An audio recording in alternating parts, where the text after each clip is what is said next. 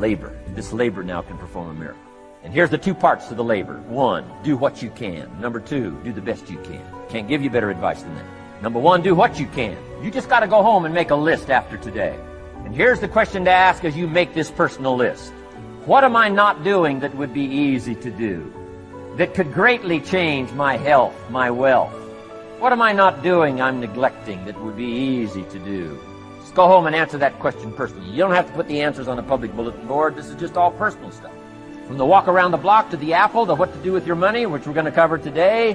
What does a child do with $1? We're going to cover that today. Errors in judgment, disaster. Few simple disciplines, wealth beyond imagining. And if you'll pick up the activity part, the miracle working part, plant the seed part, take care of your part. The soil will take care of its part, and the seed will take care of its part. The seasons will take care of their part. The miracle will take care of its part. If you'll take care of your part, called putting it into activity, action. Works miracles. 2,000 years ago, on April 13th, one of Jesus' disciples. Now again, I'm an amateur on the Bible, but best as I can remember it, one of Jesus' disciples said to Jesus, "It's time to pay our taxes, and we don't have any money." That's how come I know it was about April 13th. To this statement by his disciple, Jesus said, best as I can read the record, Jesus said, "No problem." Now why could he say no problem?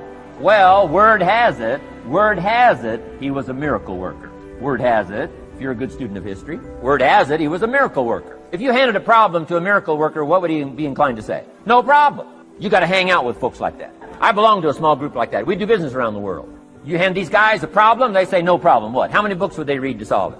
Many as it takes. How early would they get up? Early as it takes. How much information would they gather? Much as they needed. So it's what? No problem. You got to hang out with folks like that. Jesus said this will be no problem, the tax thing. He said to his disciple, it's simple. Go fishing.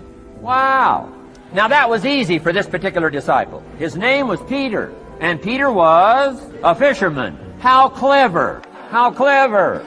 But here's the real problem. If you should fish, and you could fish, and you don't fish, you got no miracle. You could change, you should change, you won't change. That's called accumulated disaster.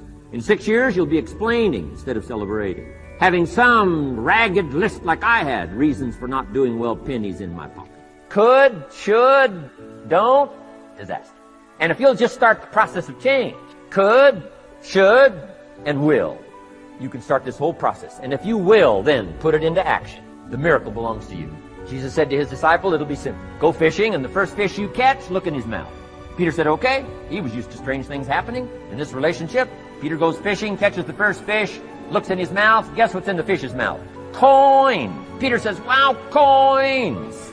Starts counting the value of these coins, and when he adds it up, guess how much it added up to? Exactly enough money to pay his taxes and Jesus' tax, which gives you Jesus' position on taxes. Now we call that what? A miracle. Only because we don't quite understand how it works. It doesn't mean it doesn't work. It simply means we don't quite understand how it works. Here's how you get a miracle going for your life. Number one, do what you can. Get a list of the stuff you could do and you haven't done, postpone, and start cleaning that up. You can't start at a better place for personal change. It'll affect your bank account, affect your future, affect your income, affect everything. You can't start a better life change process than cleaning up what you should be doing. The man says, well, my mother lives down in Florida.